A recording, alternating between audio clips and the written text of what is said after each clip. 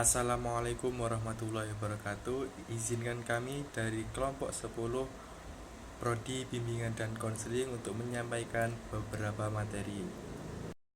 Sebelumnya yang terhormat kepada Ibu dosen Ika Aryati MPD selaku pengampu mata kuliah Psikologi Perkembangan Anak.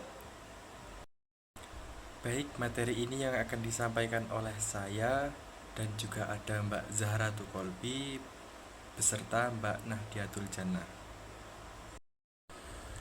Dan pembahasan pada materi yang pertama kali ini yaitu mengkelompokkan suka dan tidak suka, menyampaikan yang disukai dan tidak disukai, dan menjawab yang disukai dan tidak disukai. Untuk program mengklasifikasikan ini, pengajar dapat menaruh dua objek di atas meja, seperti makanan, mie goreng, dan nasi goreng. Kemudian berikan pertanyaan kepada anak, mana yang mereka sukai dan mana yang mereka tidak sukai. Dan ketika pengajar ataupun orang tua telah mengetahui mana yang disukai dan tidak disukai oleh anak, kemudian pengajar memerintah atau memberikan arahan kepada anak untuk memisahkan mana yang tergolong disukai dan mana yang tergolong tidak disukai. Selanjutnya, dan untuk program menjawab yang disukai dan tidak disukai, pengajar dapat memberikan contoh kalau susu suka atau tidak. Dan jika anak belum dapat merespon, pengajar dapat memberikan arahan suka. Dan selanjutnya ada program menyebutkan yang disukai dan tidak disukai. Pengajar dapat menanyakan kepada anak, Andre suka apa? Dan jika respon anak tersebut belum jelas, maka pengajar hendaknya memberikan arahan, kalau roti suka, apa buah? Cara lain yang bisa dilakukan yaitu memberikan barang atau sesuatu kepada anak, contohnya sambal. Dan apabila ketika anak menolak, kemudian berikan pertanyaan, Andre tidak suka sambal. Yang selanjutnya B, mencari perbedaan, yaitu dengan cara ada dua gambar di tempat yang sama namun memiliki beberapa perbedaan. Semisal ada dua gambar sepatu yang tampak sekilas sama namun ada beberapa perbedaan, mungkin di bagian tali atau motif-motif yang sedikit ada perbedaan. Kemudian pengajar menunjukkan kepada anak dan sembari bertanya, ayo, ada yang beda atau tidak? Kemudian jika seorang anak tersebut masih bingung, pengajar dapat melingkari objek yang berbeda. Kemudian memberikan arahan, ini loh yang berbeda, warna tali sepatunya. Coba dilihat dengan teliti.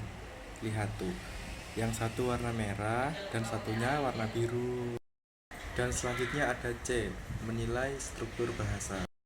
Arahkan anak untuk memperhatikan pengajar, kemudian berikan penjelasan. Misalnya, Denis, nanti tebak ya, benar atau salah kalimat dari ayah. Memakan Harry roti. Coba Denis, benar atau salah kalimat dari ayah.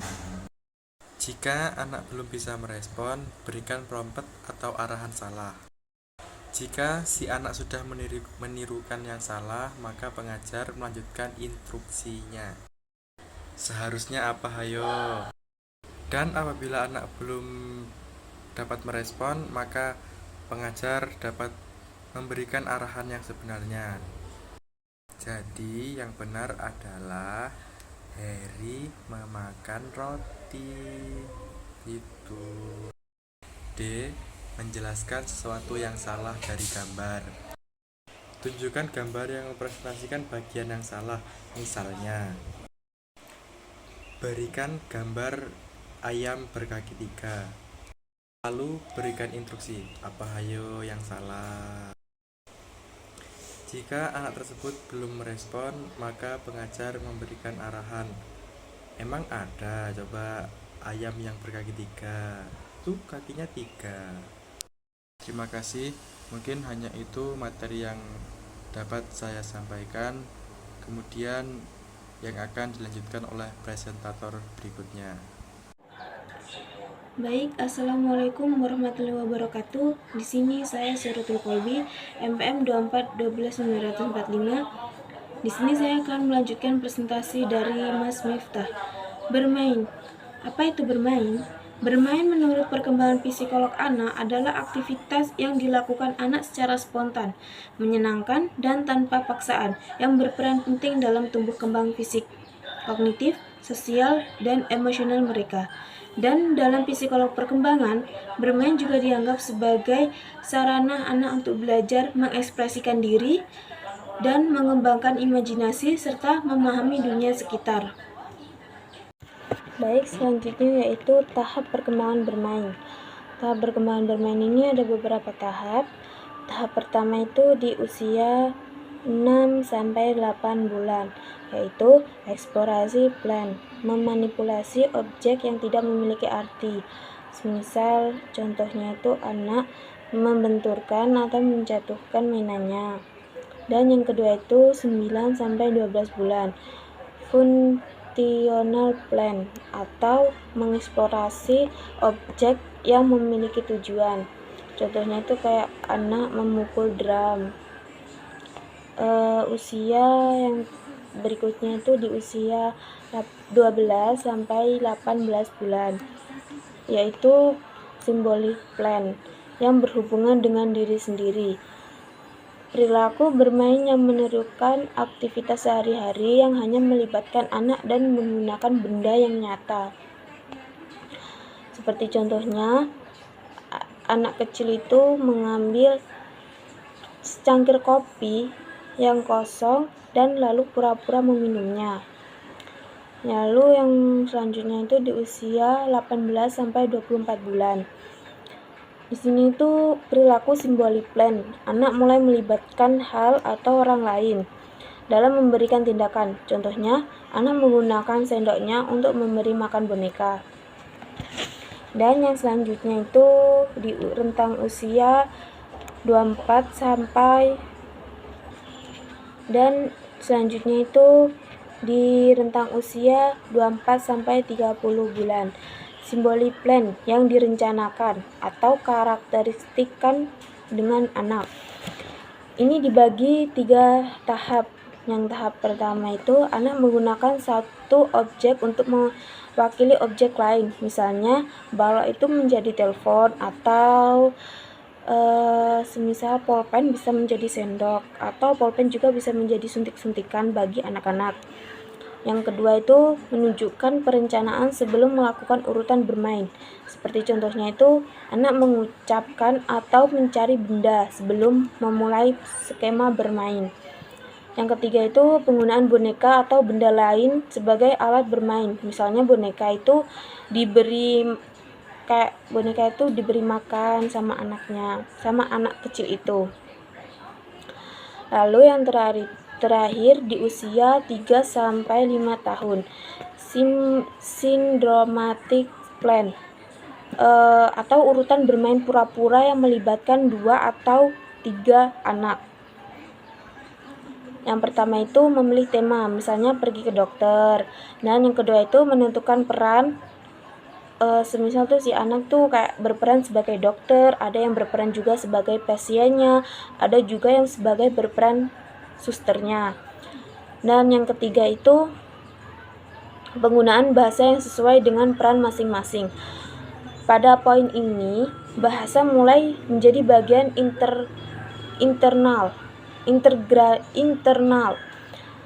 atau si anak itu bisa paham kalau dia tuh sebagai dokter tuh bahasanya seperti apa dan pasien tuh bahasanya seperti apa. Itu di rentang usia segini tuh udah mulai paham anaknya. Baik, selanjutnya itu tujuan bermain.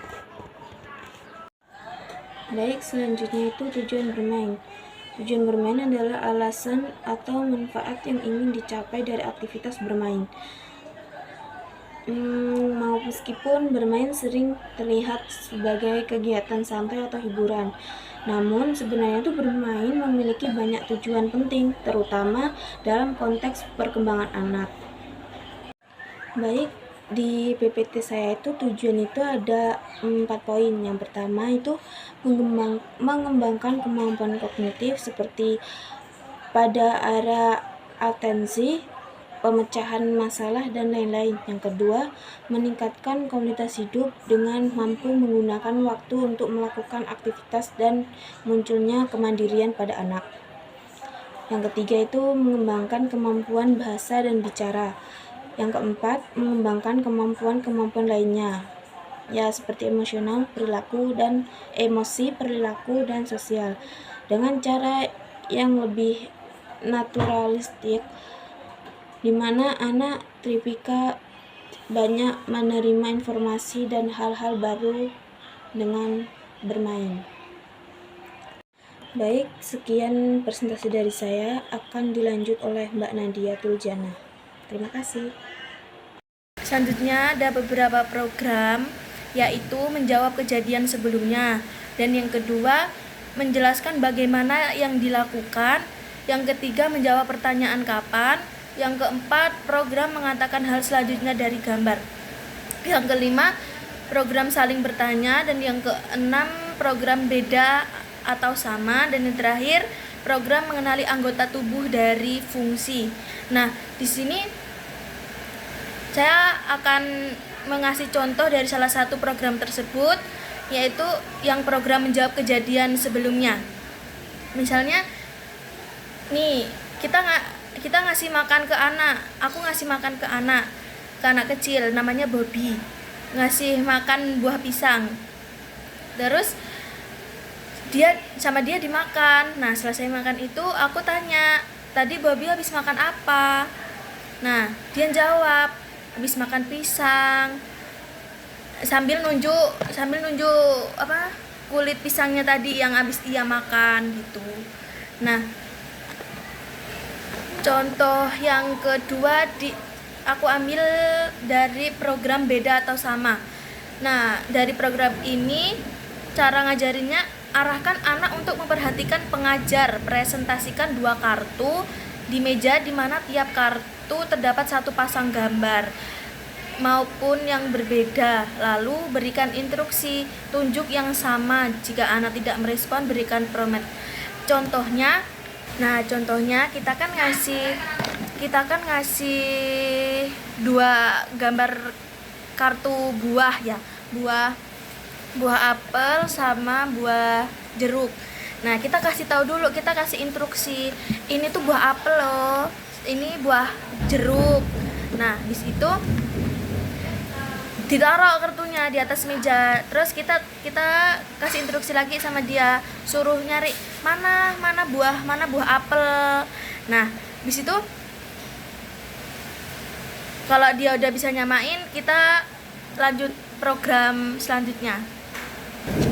Kesimpulan dari makalah kami yaitu program mengelompokkan atau mengklarifikasi terhadap hal-hal yang disukai dan tidak disukai memiliki peran penting dalam membantu dan memahami preferensi individu secara lebih sistematis. Dengan kemampuan menjawab pertanyaan mengenai kesukaan dan ketidaksukaan serta menyebutkan item atau hal yang termasuk dalam kedua kategori tersebut. Program ini dapat digunakan dalam berbagai konteks seperti personalisasi, layanan, pengembangan produk, terus hingga pendidikan. Diharapkan program ini dapat terus dikembangkan agar semakin akurat dan responsif terhadap kebutuhan pengguna. Sekian presentasi dari kami. Bila terdapat kesalahan,